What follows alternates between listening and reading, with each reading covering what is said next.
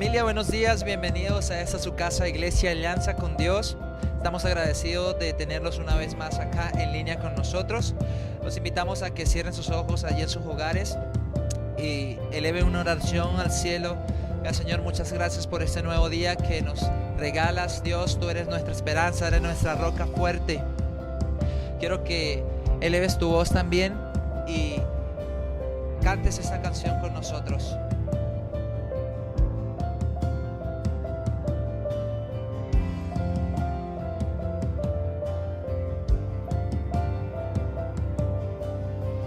Mi esperanza está en Jesús, en su justicia y en la cruz. De nadie más dependeré, solo en su nombre confiaré. Vamos a decirle: mi esperanza. Mi esperanza está en Jesús, en su justicia y en la cruz. De nadie más dependeré, solo en su nombre confiaré. En Jesús fuerte soy, solo Él mi roca es. Sobre la tempestad Él es rey.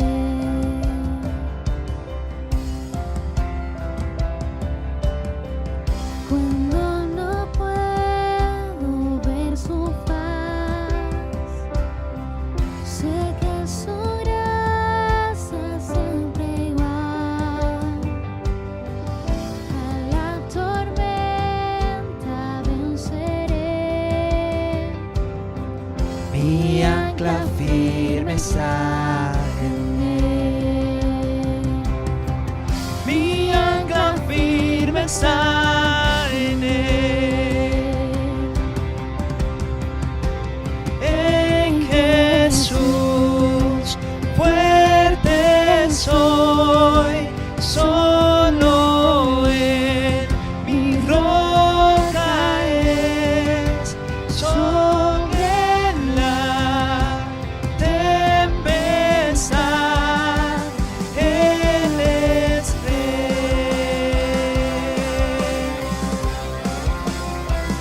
En Jesús fuerte soy, Solo Él mi roca es.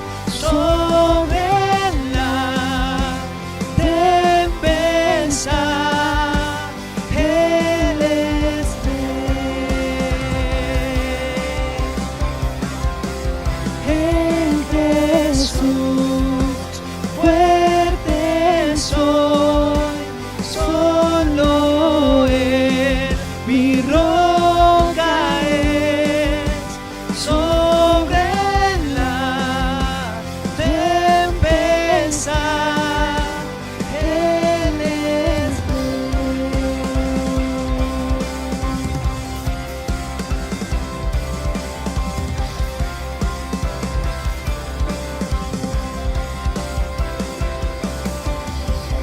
un día Él regresará, en su presencia voy a estar, sin mancha ante Él vendré, justificado por la fe.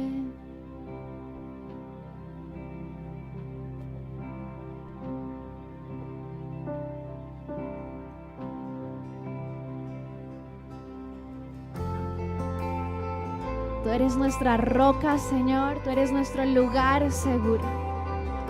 Te exaltamos, Padre, y levantamos nuestras voces diciendo: no tenemos por qué temer, confiamos en ti.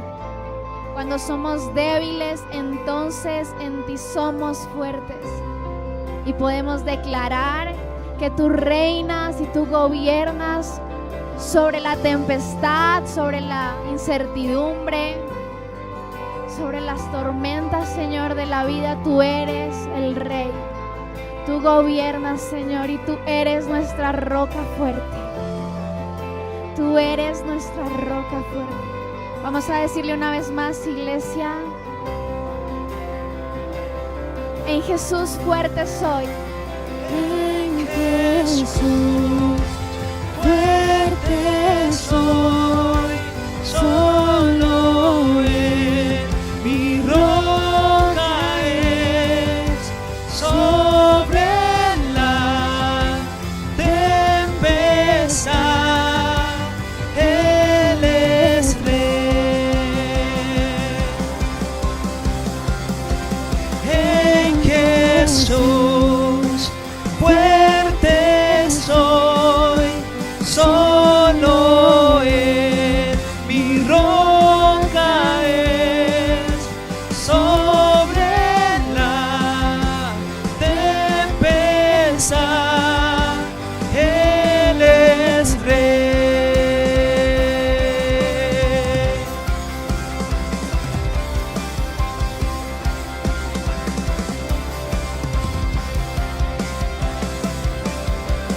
Y vamos a seguir declarando, iglesia, que nuestro Dios es Rey de reyes y Señor de señores. Te adoramos, Jesús. No hay nada ni nadie que se compare a ti.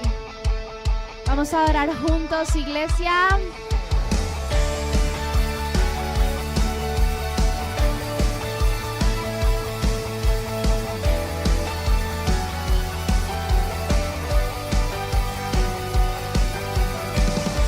En el lugar en el que estás, vas a levantar tu voz y adorar juntos.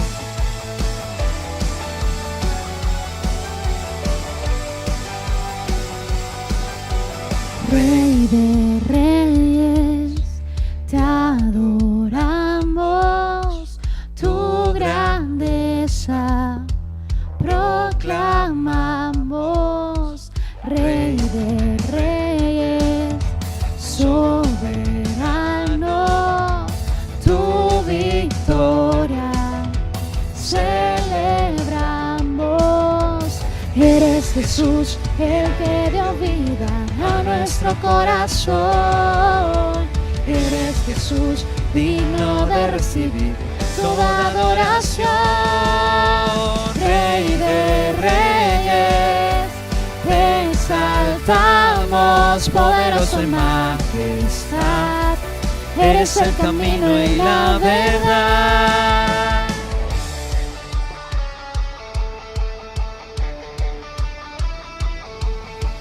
Rey de reyes, te adoramos, tu grandeza proclamamos. Rey de reyes, soberano, tu victoria celebramos. Eres Jesús, el que dio vida a nuestro corazón. Eres Jesús, digno de recibir toda adoración. Rey de reyes, te exaltamos, poderoso en majestad. Eres el camino y la verdad. Rey de reyes, te exaltamos, poderoso en majestad. Eres el camino y la verdad.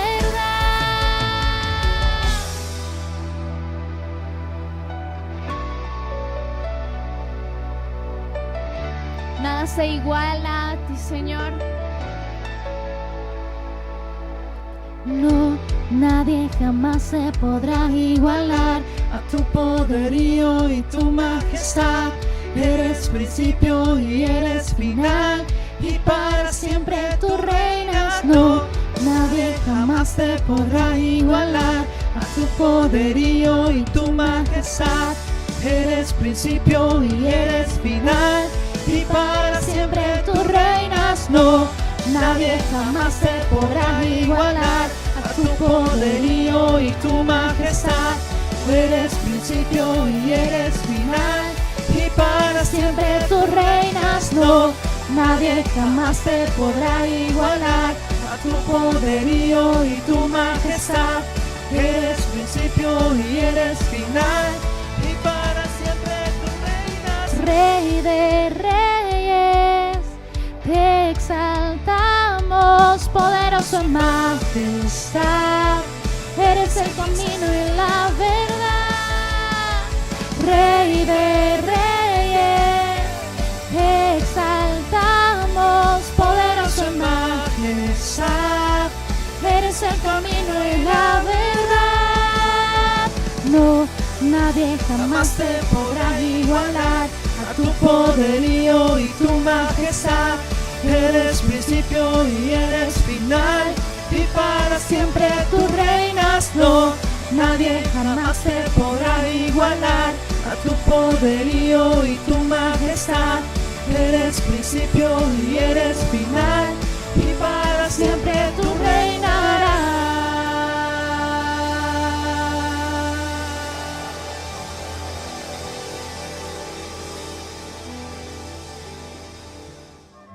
Hola, hola niños. Bienvenidos a Arca Kids en casa. Pónganse cómodos y disfruten.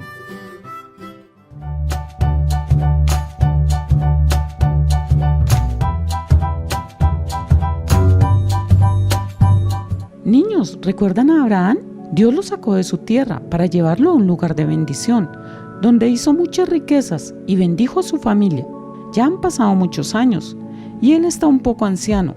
Su esposa Sara ya murió y su hijo Isaac aún no se ha casado. Ya estoy muy anciano y me preocupa mi hijo Isaac. Dios mío, ayúdeme a encontrar una buena mujer para él. Por favor. ¡Ah! Ya sé, tengo una idea. Necesito a mi criado. ¡Criado!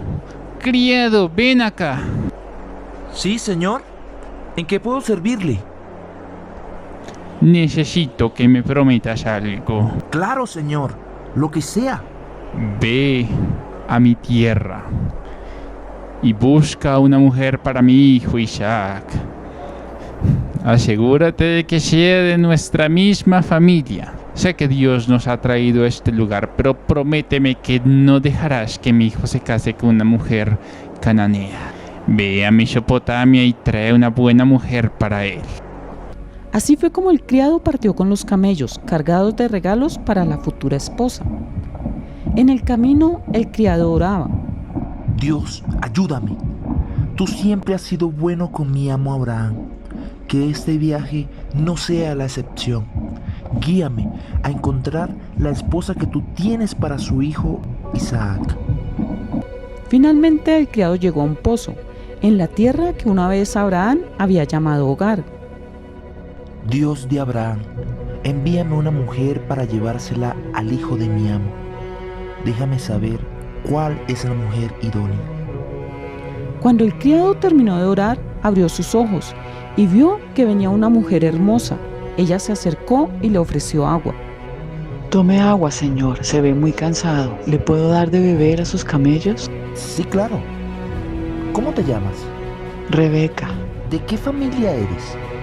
Soy hija de Betuel, hijo de Harán y hermano de Abraham. Inmediatamente el criado se dio cuenta que era pariente de su amo y le dio los regalos que llevaba, brazaletes y aros de oro. Por favor, llévame donde tu padre. Necesito hablar con él. Así el criado fue donde Betuel y le contó todo. Puedes irte, Rebeca. Llévate a tu doncella. Vamos, son muchos días de camino. Después de varios días de camino, cuando iban llegando, Rebeca vio un hombre muy apuesto y le preguntó al criado quién era. Él es el hijo de mi amo. Se llama Isaac, tu futuro esposo. Rebeca inmediatamente se cubrió el rostro. ¿Quiénes son los que vienen allá? Pero si es el criado de mi padre y... ¡Qué mujer tan hermosa y tan linda! Es hermosa. Creo que ya he encontrado una esposa. Gracias Dios, ya me quiero casar. Niños, Isaac y Rebeca se enamoraron desde el primer momento que se vieron. Ellos se casaron y tuvieron 2 hijos, Esaú y Jacob. Abraham fue fiel con Dios y él lo bendijo dándole a su hijo una esposa de su familia. Recordemos, niños, la fidelidad trae bendición. No te pierdas nuestra próxima clase. Conoceremos a Esaú y Jacob.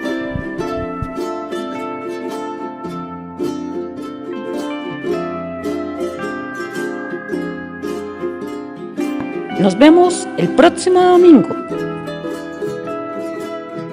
Somos iglesia, somos familia, somos Arca Kids.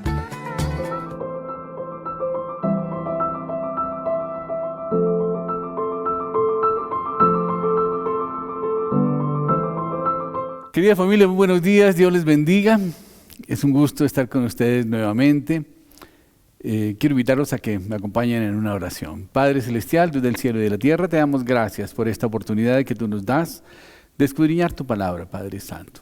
Te pido, Dios, que tú, Señor, seas revelándonos, Señor, tu verdad y que esta palabra, Señor, afecte nuestra conducta, Padre Santo. Te entregamos, Dios, este tiempo y te suplicamos tu bendición. En Cristo Jesús oramos. Amén y amén. Bueno, querida familia, pues esta semana ha sido una semana bastante compleja realmente por el tema de los paros, por la violencia que lamentablemente se desató en medio de las marchas. Yo pienso que estos actores que vinieron a traer violencia realmente no son la esencia del pueblo colombiano, al contrario. Son gente que quiere traer destrucción y que quiere generar caos. Y quizás con fines políticos. Yo pienso que hay una mano detrás, una mano oscura detrás de todo esto. Nosotros como iglesia respetamos las marchas, las apoyamos, pero no estamos de acuerdo con la violencia. Definitivamente condenamos todo tipo de violencia. Condenamos también los bloqueos, porque los bloqueos indudablemente afectan los derechos de los demás. Y vimos unas muy malas experiencias con los bloqueos, gente que murió en una ambulancia, etcétera. Gente que no pudo llegar al hospital por causa de los bloqueos y murieron en el camino. Hoy queremos analizar también otro tema que es muy importante, y es el tema de Israel. Israel lamentablemente ha sido bombardeada por miles de misiles que han estado lanzando desde la Franja de Gaza, y es un polvorín del Medio Oriente en este momento, y pudiera ser que esto desencadenara una guerra aún más grande, ¿no? Oramos porque Irán no se le ocurra empezar a atacar en este momento y que la situación pueda llegar a un feliz término con los conflictos en la Franja de Gaza. Bien, y a raíz de este pequeño análisis quisimos estudiar un poco sobre la situación de Israel después de que fue destruida. Y después de que fue destruida Israel, sus muros habían sido derribados, sus puertas quemadas, etc. La situación era caótica y realmente no había identidad del pueblo de Israel, porque incluso el pueblo se había mezclado con otras razas, ¿no? Con los árabes se habían mezclado, y aún los niños no hablaban el idioma hebreo, sino que hablaban árabe. Nehemías era el copero del rey y él tuvo una noticia, y quiero invitarlos a que miremos en el libro de Nehemías, en el capítulo 1, y vamos a leer desde el versículo 3. Dice: me dijeron, el remanente de los que quedaron en cautividad allí en la provincia están en gran afrenta, y el muro de Jerusalén derribado y sus puertas quemadas al fuego. Cuando oí estas palabras, me senté y lloré, e hice duelo por algunos días. Y ayuné y oré delante de Dios, delante del Dios de los cielos. Y dije, te ruego, oh Jehová, Dios de los cielos, fuerte, grande y temible, que guarde el pacto y la misericordia a los que aman y guardan sus mandamientos.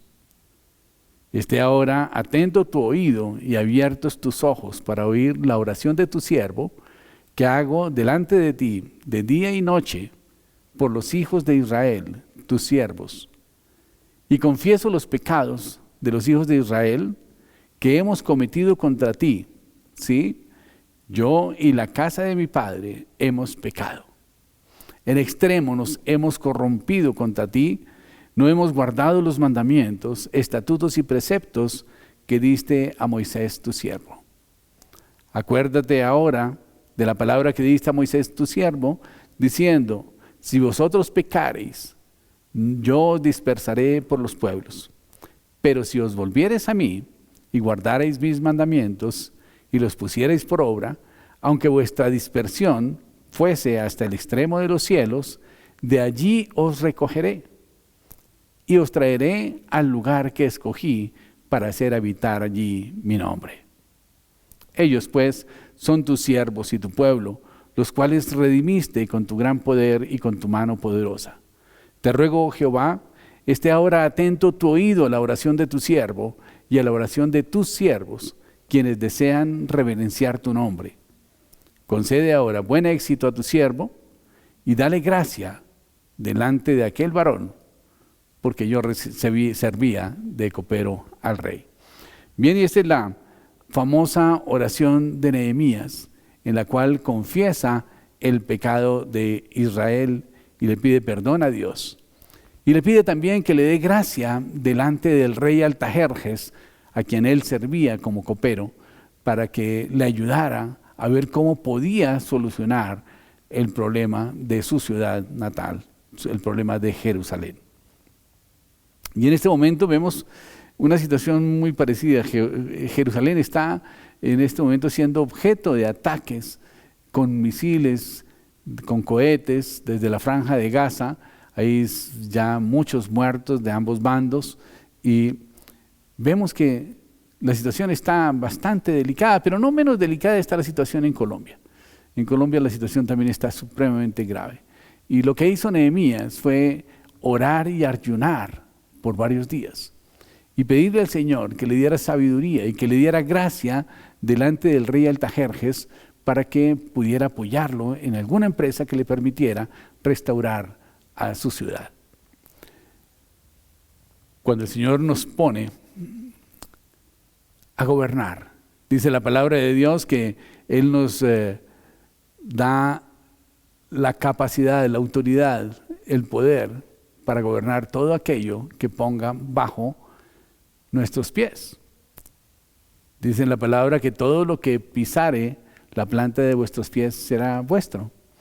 Y esto implica que nosotros tenemos que tener la habilidad, la capacidad para poder gobernar esos lugares, ¿no? Y aquí Nehemías estaba pidiéndole al Señor que le diera esa habilidad, esa capacidad, ese respaldo para poder Él restaurar su ciudad. Nosotros tenemos también la oportunidad de ser guiados por Dios para restaurar nuestra familia, para restaurar nuestros negocios en este tiempo en que han sido tan afectados.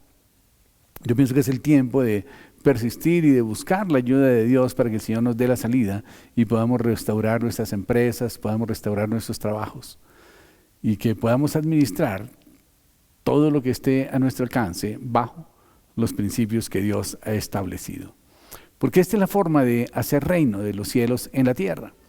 El reino de los cielos es un reino espiritual y por ende el gobierno y la administración que nosotros tenemos que hacer tiene su base en nuestra vida y en nuestra fortaleza espiritual, lo cual puede solamente lograrse si somos llenos del Espíritu Santo de Dios y tenemos comunión permanente con el Señor.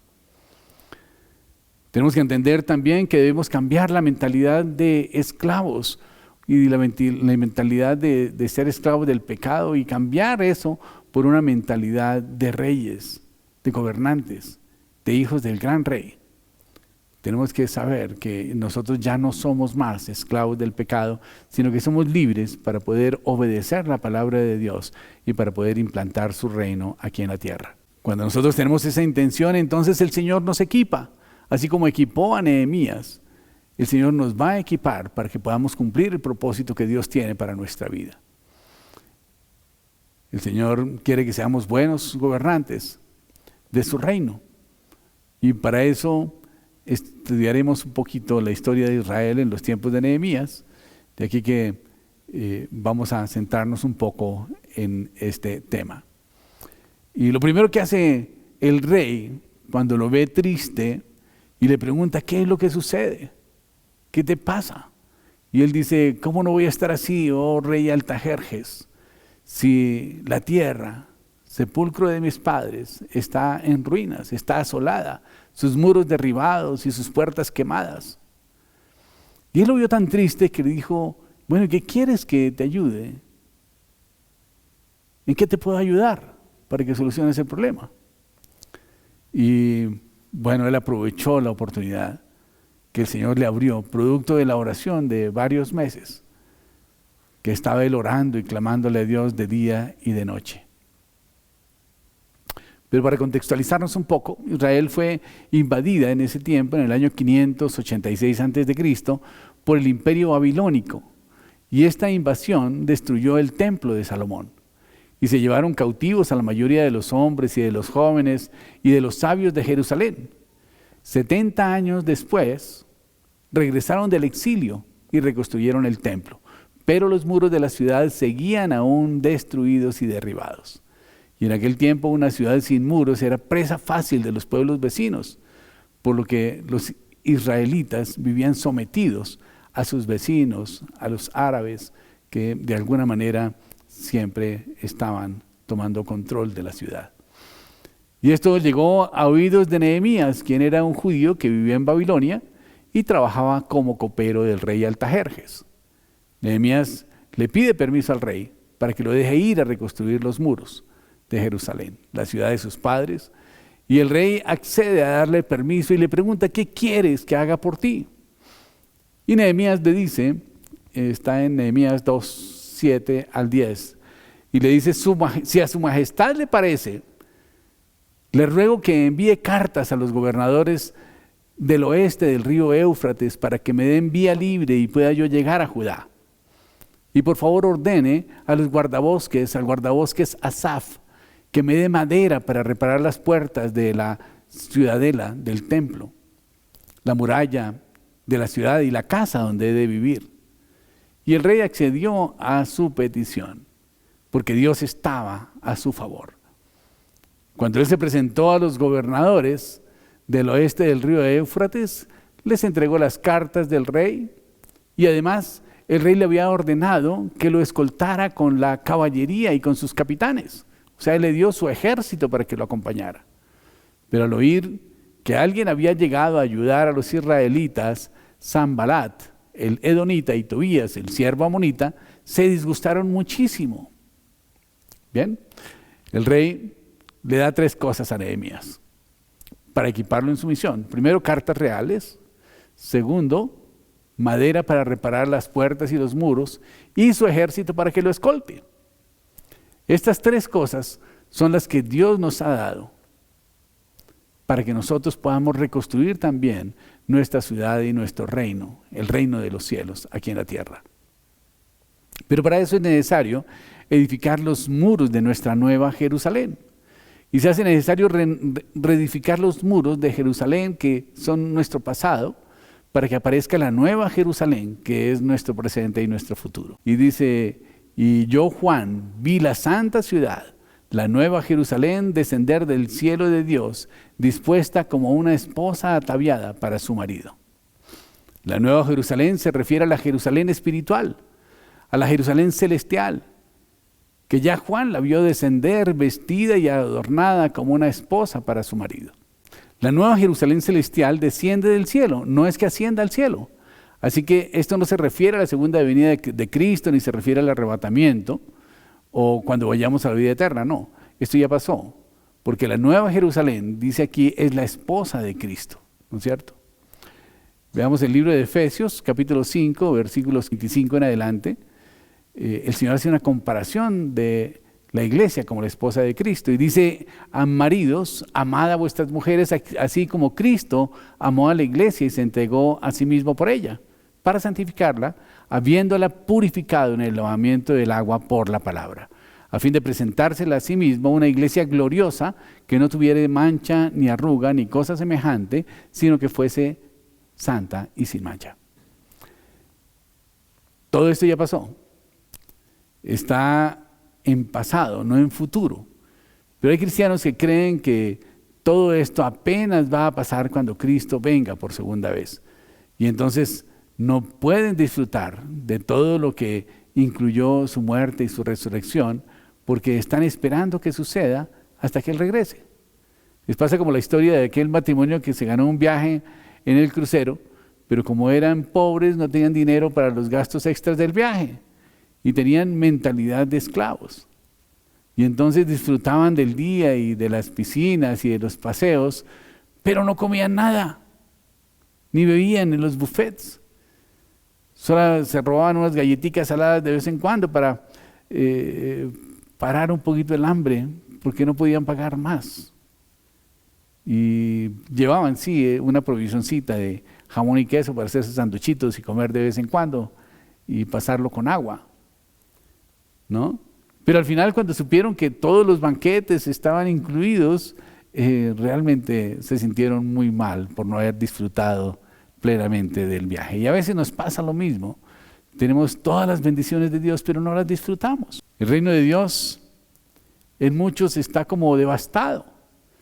Y así muchos cristianos no comen ni beben de las viandas del Señor, porque con mentalidad de esclavos no entienden que el Rey ya dispuso todo para sus hijos.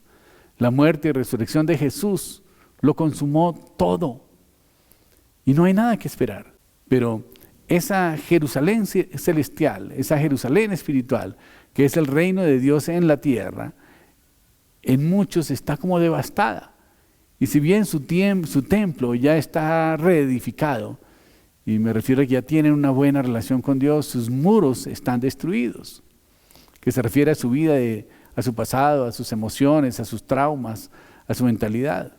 Así que esta ciudad espiritual tiene que ser reconstruida. Y usted es el Nehemías de la reconstrucción de sus muros.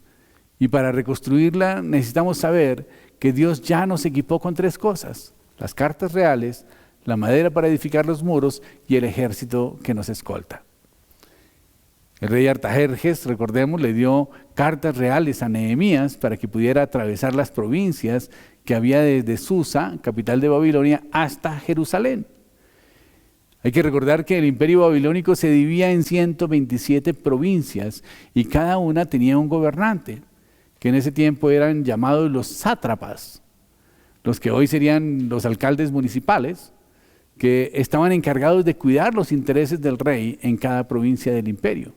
Y cada vez que alguien quería pasar por esas provincias, se les pedía impuestos o el pago de aduanas o derechos de paso, etc. Sanbalat era un sátrapa de una provincia que estaba cerca de Jerusalén, que se aprovechaba de que Jerusalén estaba derribada, y por esto se disgustó muchísimo cuando supo que venía Nehemías a reedificar el muro. Y cuando Sanbalat quiso detener y molestar a Nehemías, Nehemías le mostró sus cartas reales, que significaban que Nehemías tenía una mayor autoridad dada por el rey.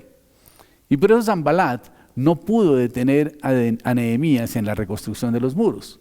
Sanbalat representa todo aquello espiritual y natural que no te quiere permitir el desarrollo de tu reconstrucción de tus muros en tu ciudad, en tu vida. Se refiere a todos esos ataques del enemigo que no permiten que puedas hacer tus disciplinas espirituales y puedas crecer espiritualmente y puedas reconstruir tu vida espiritual. Pero Jesús nos ha dado autoridad. Y eso significa que Dios nos ha equipado con la autoridad que necesitamos para reedificar los muros espirituales del reino de los cielos en nuestra vida. Después llamó a los 12 y comenzó a enviarlos de 2 en 2 y les dio autoridad sobre espíritus inmundos. Ese Sanbalat representa esos espíritus inmundos que quieren impedirnos que nosotros hagamos la obra de Dios y que reconstruyamos nuestra vida espiritual, que sanemos nuestras heridas emocionales, y quiere que vivamos siempre con traumas, con depresiones, con angustias, con temores, en vez de vivir una vida libre y descansada en el Señor. La autoridad es una palabra griega que significa, que en griego es exousia, que significa capacidad de gobernar una jurisdicción. Es como un poder sobrenatural. Y eso es lo que Jesús nos ha dado. Nos ha dado autoridad para gobernar con poder sobrenatural por medio del Espíritu Santo. Y por eso Jesús le dice a sus discípulos en Hechos 1:8, pero cuando venga el Espíritu Santo, ustedes recibirán poder y serán mis testigos tanto en Jerusalén como en toda Judea, en Samaria y hasta los confines de la tierra. De tal manera que nosotros ya tenemos esa autoridad para poder derribar los Sanbalats que se nos presenten por el camino. Dice también que le dio madera para reedificar las puertas y los muros. Y lo de las puertas se entiende fácil, pero ¿por qué querría madera para reedificar muros si los muros son de piedra? ¿Por qué no pidió Nehemías madera para las puertas y piedras para los muros?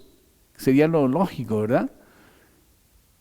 Y la razón es que Nehemías usaría las mismas piedras derribadas para reedificar los muros, y la madera serviría para hacer una especie de andamios, una especie de cimbra que detendría los muros mientras eran vueltos a levantar.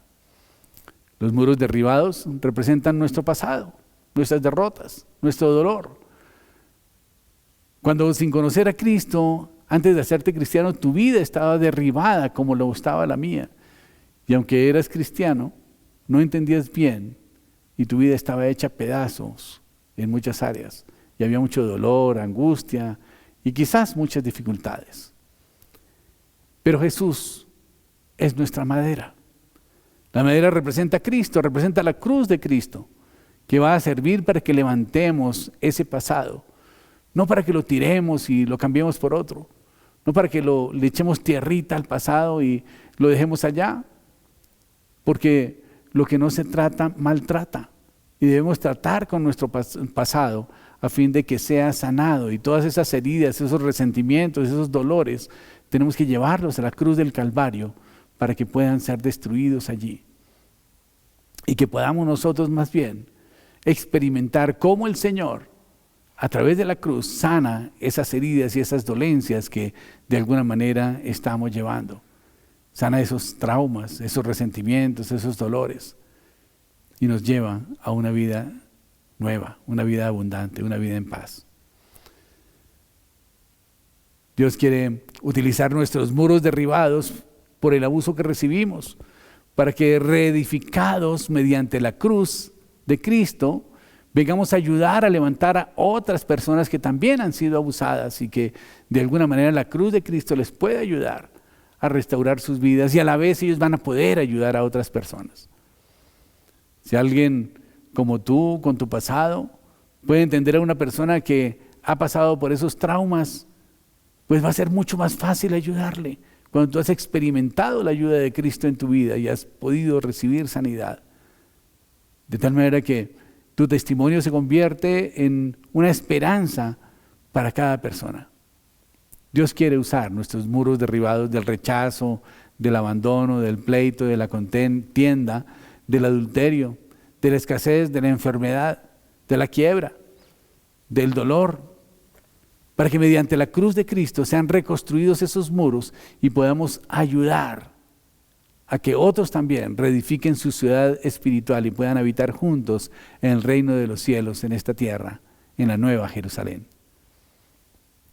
Pero Nehemías también, curiosamente, él no pidió ninguna escolta, pero el rey le ofreció su propio ejército para que lo escoltara hasta Jerusalén. Recordemos que nosotros no caminamos solos. Dice la palabra de Dios que a sus ángeles mandará acerca de ti para que tu pie no tropiece en piedra. Y esto significa que los ángeles de Dios, que están al servicio de Dios, a las órdenes de Dios, el Señor los manda a nuestro servicio para que nos guarden. para que podamos enfrentarnos a las huestes espirituales de maldad y podamos vencerlos. De tal manera que no caminamos solos. Hay ángeles que están asignados para que te escolten y nadie te detenga en ese gran propósito generacional que Dios te ha dado. Son ángeles que están a tu servicio, pero no a tus órdenes. No para que los adores tampoco, ni para que les ores. No nos confundamos. Son ángeles que nuestro Padre Celestial usa para escoltarnos en todos nuestros caminos cuando somos guiados por Dios. Pero recordemos que esos ángeles están a órdenes de Dios, pero están al servicio nuestro, están para protegernos. Así que no tenemos que orarles, ni adorarlos, ni nada, simplemente aceptar su apoyo. En el Salmo 91:8 nos describe un poco sobre el tema. Dice, no tendrás más que abrir bien los ojos para ver a los impíos recibir su merecido, ya que has puesto al Señor por tu refugio, al Altísimo por tu protección, ningún mal habrá de sobrevenirte, ningún mal, ninguna calamidad llegará a tu hogar, porque Él ordenará que sus ángeles te cuiden en todos tus caminos. Igualmente en Mateo 18:10 dice, miren que no menosprecien a uno de estos pequeños, porque les digo que en el cielo los ángeles de ellos contemplan siempre el rostro de mi Padre Celestial. O sea que ahí está mostrando cómo el Señor tiene ángeles para los niños también, y también para los recién convertidos, porque los ángeles de Dios están siempre mirando el rostro de Dios. Y en Hebreos 1:14 dice, ¿no son todos los ángeles espíritus dedicados al servicio divino, enviados para ayudar a los que han de heredar la salvación? Aquí nos aclara que sí existen los ángeles y que son dedicados al servicio de Dios y que han sido asignados para nosotros, los que hemos heredado la salvación. Por lo tanto, hay ángeles que nos custodian. Y cada vez que vamos a reedificar nuestros muros de nuestro pasado por medio de Jesús, podamos tener la certeza de que los ángeles están ahí guardándonos y protegiéndonos, para que podamos habitar en el reino de los cielos. Y quiero traer a colación, en esta oportunidad, la visión de Eliseo. Cuando Israel estaba siendo atacada por los sirios, qué cosa, ¿no? Israel sigue siendo atacada desde ese tiempo, estamos hablando de más de 2000 años, y todavía sigue siendo atacada. Cuando Israel estaba siendo atacada por los sirios, Eliseo era usado por Dios para dirigir al rey de Israel. Pero leámoslo en 2 de Reyes 6:15. Dice, por la mañana, cuando el criado del hombre de Dios se levantó para salir, vio que un ejército con caballos y con carros de combate rodeaba la ciudad. Y gritó, ¡ay, Señor, mi Dios! Exclamó el criado, ¿qué vamos a hacer? Y Eliseo le respondió, no tengas miedo. Los que están con nosotros son más que ellos. Entonces Eliseo oró y le dijo, Señor, abre los ojos a Giezi para que vea.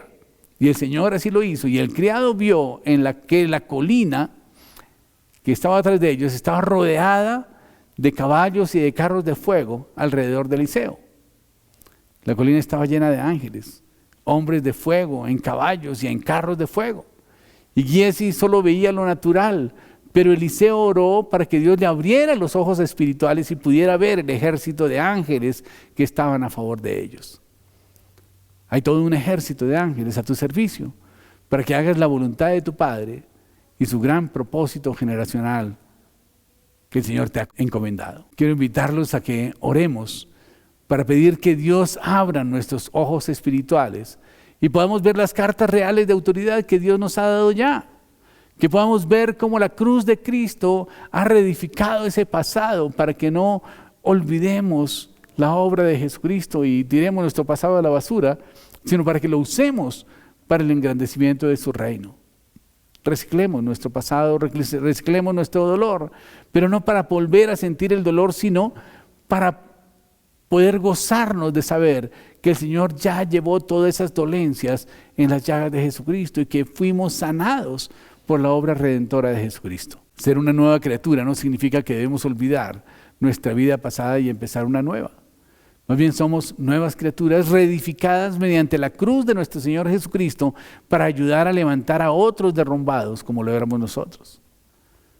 Dios llevó a Moisés al palacio para que aprendiera a gobernar como un rey y después lo mandó exiliado al desierto durante 40 años para que pudiera aprender a depender de Dios.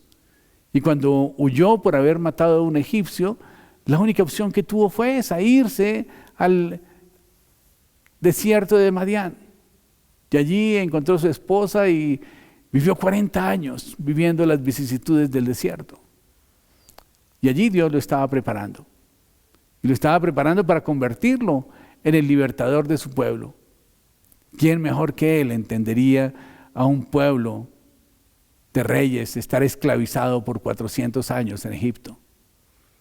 Y por eso Israel continuó siendo esclavo otros 40 años más, mientras Dios preparaba también al pueblo y a Moisés para tomar la tierra prometida. El pueblo tenía mentalidad de esclavo y decían, hubiéramos preferido haber muerto en Egipto, pero bien comidos y bien alimentados, que morir aquí en el desierto. Y por eso recibieron un tremendo castigo y no pudieron ver la tierra prometida. Esa generación que declaró que era mejor estar de esclavos o morir en el desierto que ir a morir a manos del enemigo. Ellos finalmente murieron en el desierto, pero sus hijos heredaron la tierra prometida. Dios dejó que Pablo, ya pasándonos al Nuevo Testamento, un hombre letrado, filósofo, educado a los pies de Gamaliel, que era un sabio maestro para los judíos, persiguiera a los cristianos y los matara mientras Dios lo preparaba. Él estaba investigando la secta cristiana y estudiaba la doctrina cristiana, pero no la creía. Y consideraba a los cristianos blasfemos. Incluso él participó en la muerte de Esteban. Dice la palabra de Dios que a Esteban lo desnudaron y lo mataron a piedra y que las ropas las pusieron a los pies de un joven llamado Saulo de Tarso. O sea que no sería nada extraño que Saulo hubiera sido la persona que ordenó desnudarlo y apedrearlo. Ahora, ¿no te has preguntado por qué Dios no llamó a Pablo como uno de sus 12 si eran contemporáneos? Y de alguna manera una persona que era muy versada en la palabra de Dios. Pues la razón es porque Dios iba a usar todo el pasado derrumbado de Pablo para que ayudara a levantar con sus cartas a muchos derrumbados hasta hoy. Lo mismo ha hecho Dios contigo y conmigo. ¿Por qué dejó que construyéramos nuestra vida y nos pasaran cosas terribles o no gratas? Porque Él nos estaba preparando para que un día como hoy pudiéramos abrir nuestros ojos espirituales y ver que todo eso que hemos vivido está diseñado para ayudar a otras personas. Porque los podemos entender, los podemos salir a ayudar, podemos ir a los mismos lugares y ayudarlos a que no caigan en los mismos pecados que caímos nosotros. Y por lo tanto no debemos desperdiciar nuestro pasado. Dios usa las mismas piedras caídas y derribadas para llevarlas a la nueva Jerusalén espiritual. Nehemías trató de construir el muro lo más rápido posible y tardó 52 días. Paradójicamente, el año tiene 52 semanas. Así pues que hagamos el propósito de reconstruir nuestra vida en estas próximas 52 semanas. Cada domingo aprendamos algo nuevo y pongámoslo en práctica la semana siguiente para que nuestra vida pueda ser reedificada. Y terminado este año, a partir de hoy, un año a partir de hoy, podremos saber que hemos reconstruido completamente nuestros muros y podremos disfrutar bien del reino de los cielos en la tierra. Voy a orar para que Dios nos abra los ojos y podamos ver el gran ejército de ángeles que Dios ha enviado a nuestro favor para que nos custodien mientras reedificamos nuestra vida. Y con esas mismas piedras viejas, derribadas y quemadas, esa gran ciudad celestial llamada el reino de los cielos, que es para ti y tus generaciones, pueda estar a tu alcance. Y entonces sepas que a partir de hoy ya estás equipado para reinar.